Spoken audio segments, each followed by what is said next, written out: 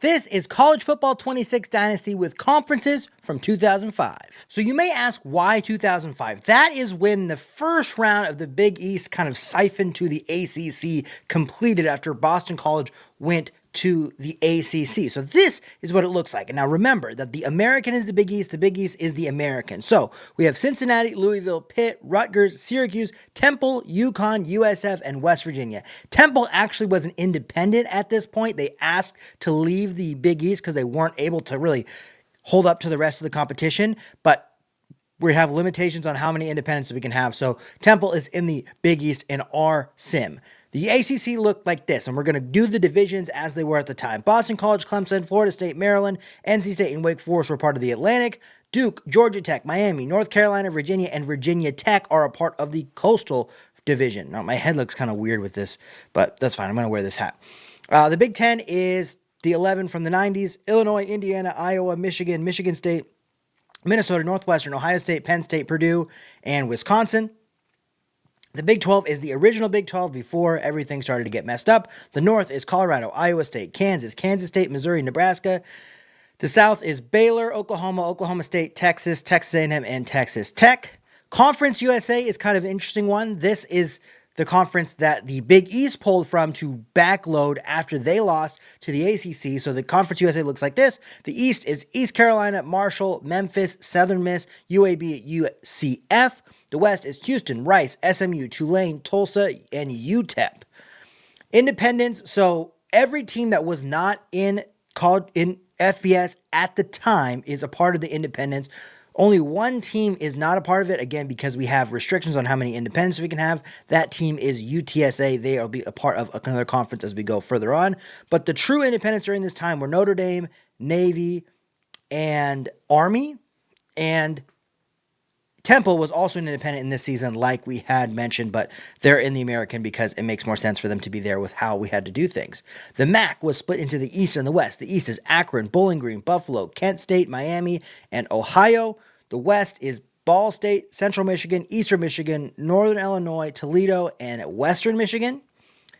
This is where we had to make a little bit of a change. There was 11 conferences back in 2005. So we combined the Mountain West and the WAC, who had just split in 99. So a lot of these teams were a part of the WAC even before this, before the Mountain West was created in 99. So the Mountain West Conference is Air Force, BYU, Colorado State, New Mexico, San Diego State, TCU, UNLV, Utah, and Wyoming. And the WAC is actually the only conference that's affected by a team not being in FBS that was in FBS at the time. Idaho was actually a part of the WAC at this time, but instead we've got Boise State, Fresno State, Hawaii, Louisiana Tech, Nevada, New Mexico State, San Jose State, Utah State, and UTSA is the team that we added in the place of New Mexico, I think, or in the case of Idaho. I did this video on my main channel, this kind of video, but I wanted to redo it with the new format that we have.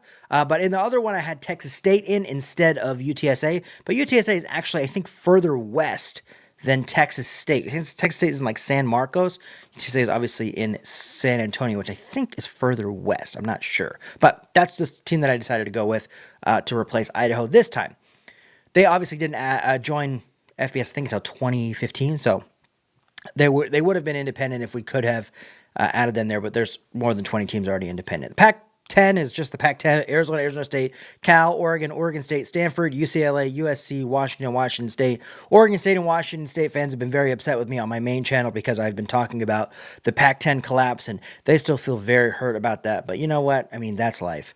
SEC is the 12 teams from the 90s, so Alabama, Arkansas, Auburn, Florida, Georgia, Kentucky, LSU, Mississippi State, Ole Miss, South Carolina, Tennessee, and Vanderbilt, originally the 10, plus Arkansas and South Carolina. And then the Sun Belt was a pretty new conference to FBS. I can't remember exactly what. I think they joined FBS in 2001. They had been a FCS conference, or actually, I don't think they actually were not sponsoring football. They were a non-football conference, and they started sponsoring FBS football, I believe, in 2001. Their conference looked like this then. Arkansas State, FIU, Florida Atlantic, Louisiana, Middle Tennessee, North Texas, Troy, and UL Monroe. I think I'm going to do a Sun Belt video at some point on my main channel here at the beginning of the year, so make sure you check that one out because it's a pretty interesting conference how it got to where it's at now. First time I wore the San Francisco hat, we went with Cal. This time we're going to go with Stanford, the other Northern California power team. I think this is supposed to be Frank Reich, but if I'm not mistaken, he's not black. Maybe it's just Pep Hamilton, who Andrew Luck's going to end up hiring anyway as the Stanford head coach. But before we sim, let's make sure that you like and subscribe, and let's go to the first CFP. Okay, Stanford started 3-4, but we get the classic Pac-10 matchup, Stanford-Oregon, coming up here, and Oregon's a top 6 team in the country, so could be a turnaround for Stanford, or it could be an absolute blowout for the Ducks. Okay, so we've got Oklahoma at the top, number 1 in the country. Michigan is leading the Big Ten, 8-0, but of course, they've got that matchup with Ohio State at the end of the season, so never quite trust a Michigan ranking in CFB 26. Kansas State is dominating so far, and we have actually 3 of the top 5 teams out of the Big 12, with 2 of them facing off next week when Kansas State visits Texas Tech. So that is big to see there. We have our first G5 team, which is BYU out of the Mountain West.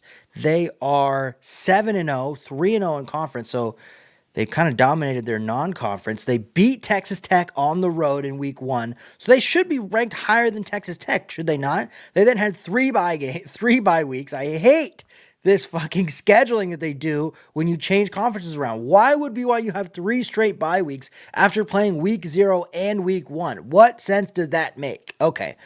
They beat Texas Tech by 7, but then they only beat Miami of Ohio by 3. They've dominated so far in the first couple. Well, not dominated. They had a tough game in the Holy War, by 1. They snuck past Cincinnati as well. They have UNLV tends to be pretty good, and they are pretty good this season, and TCU towards the rest of this season. So there's a lot of games to go for BYU and as the leader of the Mountain West. Oh my God. Anybody else that is a G5 team? So Boise State is also up there. They're in the other conference in the Mountain West, the WAC. So it'll be interesting to see if we get a matchup between BYU and Boise State for a playoff spot. South Carolina is also up there, which is not super common, but they just got a win against Alabama on the road, and they have a game at home against Georgia coming up. Who'd they lose to? Virginia Tech in the beginning of the season, and then they lost to Auburn by 3. That Virginia Tech game might come back to haunt them at the end of the season. Nobody else super interesting in the first CFP. Let's go take a look at the Pac-10 standing. I think I didn't really look towards the bottom, but I only saw Oregon and USC, and they're probably going to be in the conference championship game as they always are. Who did Oregon lose to? Oregon lost to Oklahoma State. Interesting. Okay. And they just got off 3 straight bye games to go down and play Stanford. Of course, that's what they got. Okay, let's sim to the conference championship games and see what's going on. Stanford went 3-9, and I have a 1-year contract. So this is probably the last year we'll be at Stanford, but we'll see. ACC championship game is number 1 versus number 3, Miami versus Clemson. That's pretty big. The American championship game, Pitt is probably in with a win. We'll have to look at what happens with West Virginia there. Big Ten. Both teams are in regardless. Like we said, USC and Oregon would be for the Pac-10 championship game. A loser might be out here, depending on how things shake out around them. BYU did, in fact, make it to the Mountain West championship game. We didn't get Boise State there, though. Hawaii was actually there, and I don't think that they will make it, regardless of what else happens. Buffalo and West Virginia and Kansas State are, let's see here. Okay, so 1, 2, 3 are for sure in. 4 and 5. So Buffalo is out, but the underdogs, West Virginia and Kansas State, could find their way in. I guess technically, if Hawaii wins here, Buffalo could find their way in as the 5th qualifier. Wait, 1, 2, 3, 4. Oh, actually, no. Actually, if West Virginia wins, the American might miss out completely. The Big East might miss out completely because the 5th automatic qualifier is actually going to be USC or Oregon if BYU wins. If BYU and Oklahoma wins. So, interesting. Okay, so there are some things that could shake out there. Let's look at the top 25. I'm wondering about Boise State because they were doing pretty well. They must have just lost to Hawaii, right? They lost to Fresno State by 3, and then they got killed by Louisiana Tech. That's what kept them out, because they did beat Hawaii the week before. They would have been in, but then they get killed by a 3-9 Louisiana Tech team to keep them out, and somehow they're still ranked 20th. Wow, really rough end of the season for Boise State. We should have had a Mountain West WAC championship game that would have been maybe 2 undefeated teams. I think BYU is undefeated. Could have been 2 undefeated top 10 teams that would have been in. Boise State fucks it up at the end of the season. James Madison is our best independent that was not already in top-level college football. Utah does pretty well in Mountain West as well. Okay, so Oregon just lost. They were number 1 in the country. They lost. They dropped all the way down to 10th. How bad? And they had already beat USC earlier in the season. And Washington's 8-4. It doesn't really make sense why they would lose all that ground. I guess there's not that many 2-loss teams, but anyway. So Oregon, USC, the losers probably still in. Georgia's got 3 losses. A&M's got 3 losses, but we'll see. You never know how CFB 26 is going to work, but I think that the winner will be in. Let's sim to the bracket. Surprise, surprise, John Mateer wins the Heisman. We got another year on our contract. He just got extended for next year, but we are still the coach at Stanford after going 3-9 the first season. So on the up and up, I would say. Let's take a look at what this bracket ends up looking like. So Oregon does win the Pac-10. They're the number 5 seed. They'll take on A&M, who was on the bubble. Both A&M and Georgia were on the bubble. They stayed in their spot. So Oregon versus A&M. Winner will take on Duke, who actually I didn't really pay that much attention to, was in the top 5. So that is an ACC team. 2 ACC teams get a first-round bye, and they get 3 teams total, with Clemson also making it. So a good showing for the ACC in the first round. Pitt, out of the Big East, will take on Clemson, with the winner taking on number 1 Miami, who just beat Clemson in the ACC championship game. We're going to try to keep an eye on the rivalries through this one here. Georgia gets in out of the SEC. They are the only SEC team? Yeah. Who was the SEC championship game? Interesting. Okay, we'll have to look at that, who the SEC championship game was. But Georgia and BYU will face off. BYU out of the Mountain West, Georgia out of the SEC. The winner will take on Michigan out of the Big Ten in the Rose Bowl. USC does make it in after losing the Pac-10 championship game. They will take on Penn State out of the Big Ten. The winner will take on Oklahoma. So we have 1 SEC team, 1 Big East team, 2 Pac-10 teams, 2 Big Ten teams, 1 Mountain West team, and 2 Big 12 teams, and 3 ACC teams. So now let's take a look at the SEC. I didn't really pay attention to what their championship game was. SEC, it was 2 unranked teams. How did I not catch that? That was the SEC championship game between unranked Alabama and unranked Georgia, or unranked Alabama and unranked South Carolina. I didn't even put the conferences or the divisions in the SEC, which I should have. I didn't even put the conference. Well, how did that happen? Okay, well, Georgia makes it in and saves them, but the SEC almost missed out on the playoff in the first season. Let's see what happens in the first round. And we have a couple upsets in the first round. All but the Penn State game was an upset. So Texas A&M wins by 7 over Oregon. They will take on Duke. Pitt gets the upset over Clemson, moving the Big East to the next round. They will take on Miami after winning by 3. Georgia moves the SEC on, beating our G5 team, we're going to call them non-BCS team, BYU out of the Mountain West WAC. By 12, they will take on Michigan in the Rose Bowl. And then USC gets doubled up by Penn State. They'll take on Oklahoma in the Sugar Bowl. This is very annoying with Georgia because the SEC has one of their worst seasons I've ever seen in the game. And yet Georgia still finds himself in the semifinal as the 11 seed. They beat Michigan by 7 in the Rose Bowl. They'll take on Penn State, who wins their second straight game by double digits when they beat Oklahoma by 13. Pitt puts a smackdown on Miami, the number 1 overall seed. Pitt is running through the ACC. They're going to get their 3rd straight ACC matchup because Duke doubled up A&M in the quarterfinals. So it's Pitt and Duke in the Peach Bowl, Georgia and Penn State in the Fiesta. Oh, we almost got the All-Pennsylvania National Championship, a very elusive national championship, but instead we get a pretty weird one as well. Duke versus Penn State in the first season. Duke wins by 8 over Pitt. Pitt goes 2-1 against the ACC in the college football playoff. Man, that would have been cool to see Pitt and Penn State in the first round, but luckily, Penn State does get the win over Georgia by 17, so it's Big Ten versus ACC in our first national championship game in Miami. And it's Penn State by 4 in our first national championship game. So Penn State takes the lead in best team. Big Ten obviously takes the lead in best conference as well, having the only national champion so far. Duke had a very good season out of the breaks. Let's see if the Mountain West WAC can produce a college football playoff team each season. That would be a win. And I really think that with BYU, Boise State, Utah, they could potentially produce a national champion in this sim. I'm going to put the divisions in for the SEC because I don't think that I had done that yet. Just make sure that they're in there. Otherwise, we'll see you next CFP ranking. We are somehow doing worse, 2-7. I think our goal is 4 wins. We'll look at this afterwards, but we need to win 2 of our last 3 games to keep the job into next year. We'll see if that can happen. Okay, Duke, our runner-up last year, is number 1 in the country this year. They are on a path to getting back into the college football playoff, maybe get the first win for the ACC. They really put them on their back.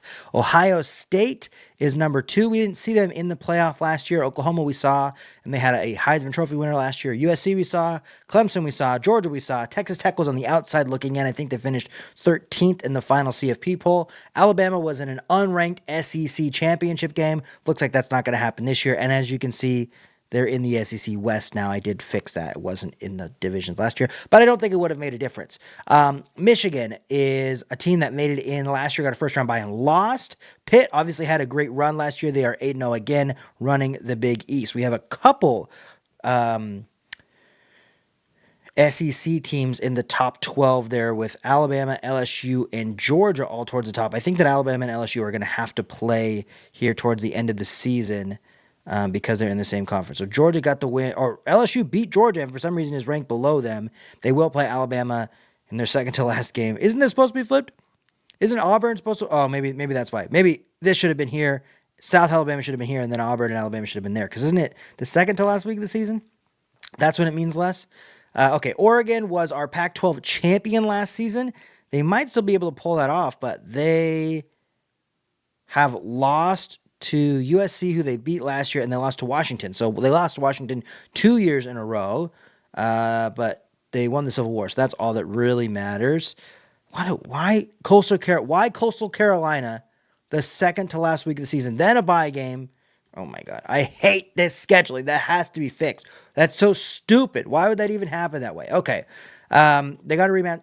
So Oregon probably has to win out to maybe get to the Pac-12 championship game and get into the playoff there. Iowa is up that we haven't seen yet. Memphis is up towards the top at the top of Conference USA. So that might be our G5 team this year, or maybe it's Utah, or maybe both. They're second in the Mountain West. SMU is also in the top 25. Who else is in the Mountain West that we skipped over? Okay, let's look at Stanford's schedule, and then we're going to look at the Mountain West standing. So Stanford, not doing well. We're on like a 7-game losing streak. Yeah, we won our first 2 games. Beat Hawaii, who was in their conference championship game last season. Arizona, who is probably going to be a bowl game, our bowl team. Very tough schedule. 1, 2, 3, 4, 5 out of 6 games were against ranked opponents. That is very tough there. So we got to be OSU, Cal in the big game, and Navy on the road at the end of the season. 2 of those 3 games need to be wins probably for us to save our job. We'll see. OSU and Navy, well, Cal's a rivalry game. OSU and Navy. OSU is about the same record as us, so maybe. Let's look at the Mountain West is the other thing that we wanted to take a look at. So Boise State is first in the WAC. UTSA is also up there as well, 9-1. They only have 2 games remaining. Boise State has 4 games remaining, but they have the inside track if they win out to the Mountain West Championship game. They had that last year, and they ended up losing 2 games at the end of the season to bad teams. Utah is the highest ranked team, but TCU is up there as well. So it'll be interesting to see if the Mountain West can get somebody out. A lot of games left there, but it looks like Memphis is our favorite for our G5 representative. G4 representative with how we have it set up, G4 representative. So let's go to the conference championship games and see what happens. We won out 5-7, a respectable season for Stanford. We might have got our let's go contract extended, baby. Another 1-year contract. We made it all the way through the video. 3 straight 1-year contracts. 3 straight 1-year. Okay, let's look at these conference championship games. Damn, what a fucking showing at the end. Okay, SMU actually jumps to the top of our G5 heap. No, Utah is at the top of our G5 heap. SMU is also up there. This winner's probably in, right? Okay, so that's 1, 2, 3, 4. 5. Okay, so SMU would need some help for the automatic qualifier, but there is still a chance, especially if Ohio State beats Michigan in a rematch there, that SMU would be in as an automatic qualifier or just as a top 12, actually, if they can beat Memphis. Utah wins and is in. We do get Boise State in the conference championship game this year. Pitt, who made a great run for the Big East last year, is 12-0. Should be back in the playoff again this season. Duke also was a runner-up last year. Should be in the playoff again this season. Oklahoma we saw last year. Okay, let's go see what the top 12 looks like because we definitely have some teams that are in there. Okay, Miami should be back in that we didn't see in a conference championship game, right? UCLA was in a conference championship game against USC. Oregon will be out, who made it last year. Ooh, Notre Dame lost. Who did they lose to? It must have been USC. Lost to USC at the end of the season to probably drop out. They did get a big win against Stanford, though. That's a 5-7 team that they beat. So that is a big win for them there. Doesn't really seem like there's that much interesting going on in the top 12 outside of the conference championship game. So let's go ahead and sim and see what the bracket looks like. Ty Simpson wins the Heisman in the second season. That's two straight players that have won a Heisman from the team that they were on when the video started, which is a very rare thing. Mateer wins it in year 1 with Oklahoma. Ty Simpson wins it in year 2 with Alabama. Usually you see like Ty Simpson playing for, I don't know, Michigan and winning it in the second season. So that is a rare sight to see there. Let's go see what this bracket looks like. There was not too much chaos that could have gone on, but we'll see. Okay, so again, 2 ACC teams are in the first round buys. The ACC is sneakily in line for best conference. If they can pull off a national championship, they have been very successful so far. We do get Utah in as our G5 representative. They'll take on Georgia. Georgia gets a second straight G5 representative out of Utah in the first round. Last year, BYU was the 6th seed. They were the 11th. Now it's flipped with Utah and Georgia this year. Miami and Oklahoma, the winner takes on Clemson. So Miami and Clemson faced off in the conference championship game last season. I think it was Duke and Clemson this season, but we could get another matchup with them in the playoff. USC and Michigan, both teams lost their first game last year. Winner will take on Duke, who again was our national runner-up. Ohio State will take on the winner of the second Utah-Georgia game, or second Georgia game versus a Utah opponent. And then the Big East and SEC champions will face off Pitt and Alabama, with a winner taking on UCLA, our Pac-10 champion, in the Peach Bowl. Oh, and so we have 1, 2, 3, 4, 5, 6, 7, 8 teams that made it in last year, and they're in for their second straight season. Alabama, UCLA, Ohio State, and Utah are the only new teams for this season. Georgia puts a smackdown on Utah, 40-0. I don't know how many playoff games I've seen with 0 points from one of the teams in CFB 26. So that is a definite thing there. Miami loses their second straight playoff game. They were the number 1 seed last year, lost. They lose this year to Oklahoma by 17. Oklahoma will take on Clemson in the second round. Michigan gets past USC. The Pac-10 has not done so well in the playoffs up to this point, 0-3 so far. Duke and Michigan in the Orange Bowl. Georgia and Ohio State in the Fiesta Bowl after that smackdown. And then Pitt, who made a great run last year, can't follow it up this year. They lose by 17 to Alabama. Alabama will face UCLA in the Peach Bowl. So what do we have? We had 3 ACC teams with Duke, Clemson, and Miami. We had 1 Big 12 team with Oklahoma, 2 Big 10 teams with Ohio State and Michigan, 2 Pac-10 teams and 2 teams from LA with USC and UCLA, 2 SEC teams with Alabama and Georgia, 1 Big East team with Pitt, and 1 Mountain West / WAC team with Utah. All right, and the ACC gets 2 teams into the semifinal. Duke gets past Michigan by 3 as the 1 seed. Clemson gets past Oklahoma, doubling them up, 42-21. We actually get chalk in the semifinal now. I'm seeing 1 versus 4 in the Rose Bowl, Clemson and Duke, and then we get 2 versus 3 in the Sugar Bowl, which actually this should be the Rose Bowl because it's a Pac-10, Big 10 matchup. UCLA gets past Alabama by 3. Ohio State more than doubles up Georgia. So we get UCLA, Ohio State in the Sugar Bowl, Duke and Clemson in the Rose Bowl. Duke makes it to their 2nd straight national championship game, beating Clemson by 12. They'll take on Ohio State, who also beats UCLA by 2 tuds. It's Duke and Ohio State in Vegas. If Duke wins this, they take the lead, not only in best team, but the ACC takes the lead in best conference, and they might actually already be the best conference. Well, no, because if Ohio State wins, that means Big 10 gets 2 national championships in the first 2 seasons. So Duke really needs to win this to extend the conference, the best conference race, and to take lead in the best team race here in the 2nd season. 2 national championships, 2 national championship losses for Duke. They fall short by 7 points. Ohio State gets the win. The Big 10 seals up best conference. Even though the ACC has been very good so far, 2 straight national championships, it's not going to be beaten by any other conference. But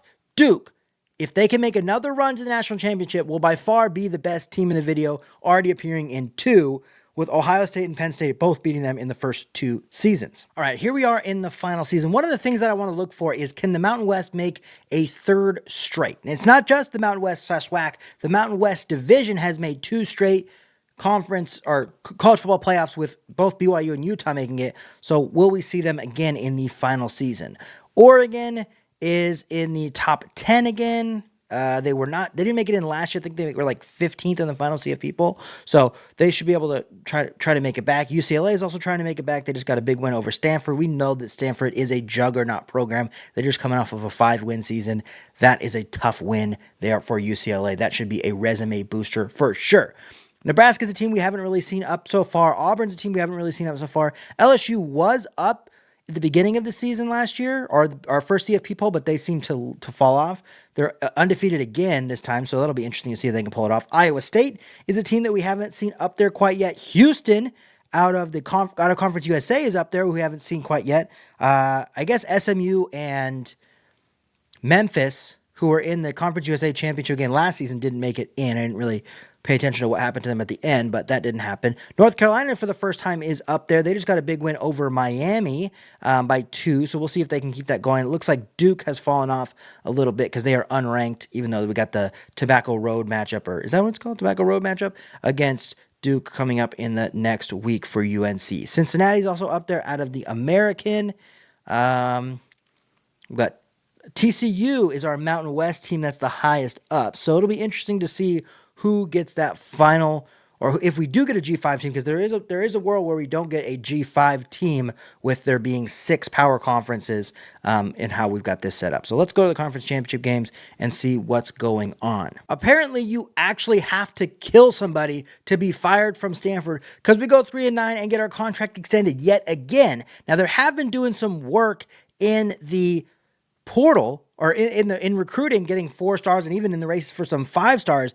But 3-9, 5-7, then 3-9, and you get another contract after all that. I just think they can't hire anybody else. But oh well, we'll take it. What do these conference championship games look like? Okay, so SMU and Memphis is again the matchup for Conference USA, but it doesn't look like either team is going to get in. We're probably going to miss out on our Mountain West team this year. Maybe Boise State could sneak up there, because it looks like we're having a little bit of trouble through the rest of some of these conferences here. The Big 12 is definitely in. UCLA is definitely in again this year. SEC is right on the edge there. Maybe probably the winner is in, but the loser is definitely out, it looks like. Miami's right on the edge there with the ACC. Florida State could knock the conference out completely. We have another Ohio State-Michigan matchup in the conference championship game. Pitt and Cincinnati are also kind of low. So, let's see. Okay, so 1, 2, 3, 4. Then it's probably Miami. But if they lose, it opens the door up for the Big East, for the Mountain West / WAC, and even for the Conference USA, depending on how things shake out there. I think it would be the biggest reach for Memphis to make it in, but Cincinnati and Boise State would be poised to pounce if Florida State can get the win here in the ACC championship game. What are we missing? Because we're definitely missing a few things from the bracket that we don't see here. So Clemson was not in the ACC championship game. LSU was not in the SEC championship game. A&M was not in the Big 12 championship game, right? Yeah, no.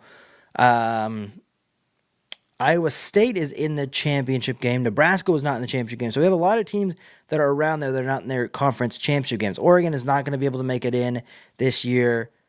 Houston is not going to be able to make it in. So it really comes down to Boise State as the team that could potentially jump up for the G5 if it all shakes out right. Steve Angeli is bumbling his way around college football and somehow finds his way to 50 touchdowns with Ohio State and 4,500 yards to win a Heisman in 2027. Count me as I don't think that's going to happen, but who knows? It's college football. Anything can happen. Steve Angeli could do that in 2030 if he's still playing college football at that point. So let's look at what the bracket looks like after conference championship game week. Memphis does make it in.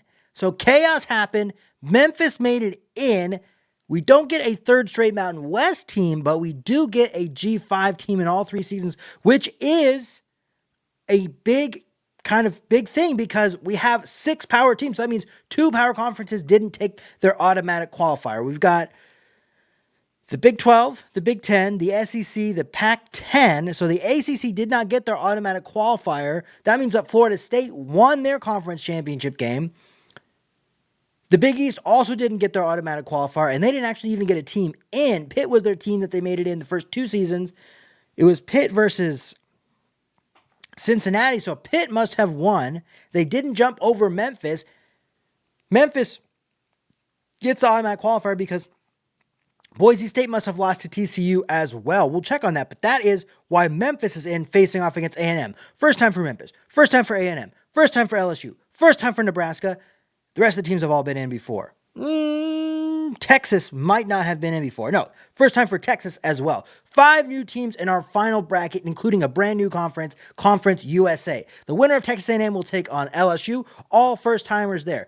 Georgia's in for their 3rd straight time. They will take on Nebraska. Winner takes on Clemson, who's also in for the 3rd straight time. USC is in for the 3rd straight time. They will take on UCLA in a rematch of the Pac-12 championship game, a rematch of the Battle of LA. So this is their 3rd straight time, our 3rd time playing this season. Maybe even their 3rd straight time if they did it, line it up right. Probably was Notre Dame the last game of the season. But anyway, winner of that will take on Ohio State in a classic Rose Bowl, Big 10 versus Pac-10. Alabama and Michigan will face off with the winner taking on Texas in the Sugar Bowl. Those 3 teams have all been in.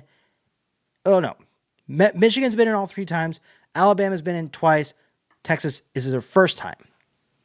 So, Big 12, we have Texas and Texas A&M, 2 teams out of the Big 12. SEC, LSU, Georgia, and Alabama, 3, their most in the entire video. The ACC only gets 1 this time. That's their least out of the entire video. Big 10, Big 12 actually gets 3 with Nebraska, Texas A&M, and Texas. I forgot about Nebraska. Ohio State and Michigan get 2 out of the Big 10. The Pac-10 gets 2 with USC and UCLA, and we get 1 out of the Conference USA with Memphis making it in for the first time. Can Memphis make a run here? Can Clemson make a run to the national championship? Can Georgia make a run to the national championship?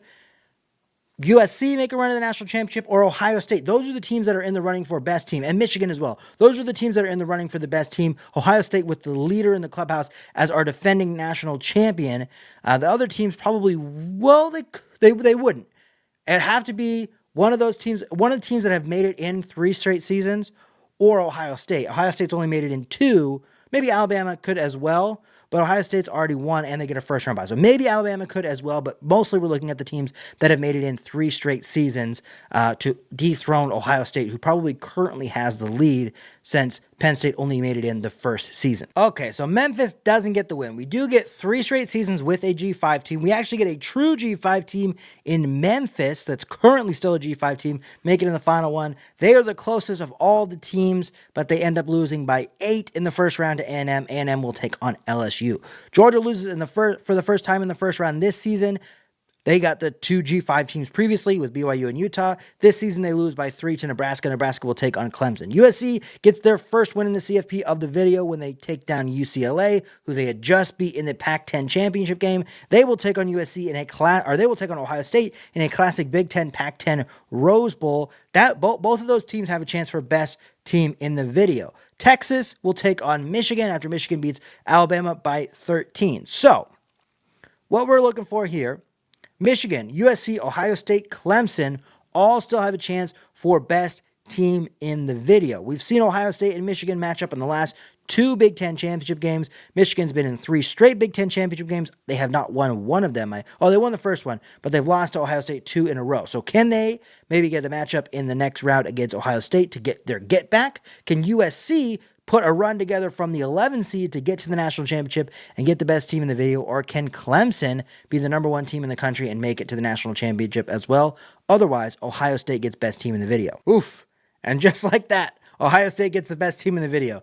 They beat USC by 2 in a high-scoring game, 54-52. Clemson gets beat by 1 by Nebraska in the Peach Bowl. They're knocked out. Michigan gets beat by Texas by 3 in the Sugar Bowl. They're knocked out. So Ohio State is the only team remaining of the teams that have been to multiple college football playoffs. They've also already won a national championship. So they'll be the only national champion that has been to 2 or more playoffs during the video. They are the best team in the video. The Big Ten is the best conference in the video. However, still a lot to play for. LSU and Nebraska in the Orange Bowl, 4 versus 9. Nebraska is the only team that gets the upset in the quarterfinal. Texas gets Ohio State in the Cotton Bowl, essentially a home game for Texas. The winners go on to the Superdome for the national championship. It is Texas and LSU, so Ohio State does not get a second national championship. That is at least one thing, but they do get the best team in the video. However, LSU sneaks past Nebraska by 3. They essentially get a home game. I guess I know Baton Rouge is not in New Orleans, but compared to Austin, it is quite a bit closer. Texas, 21 points over Ohio State. One thing that I think they should make an improvement in College Football 27. I'll make a video about this when we get closer to College Football 27. But one of the improvements they should make is that we should be able to choose where the national championship game is located each season. That should be part of the offseason when you do like custom conferences and stuff. You should be able to choose where the national championship game is.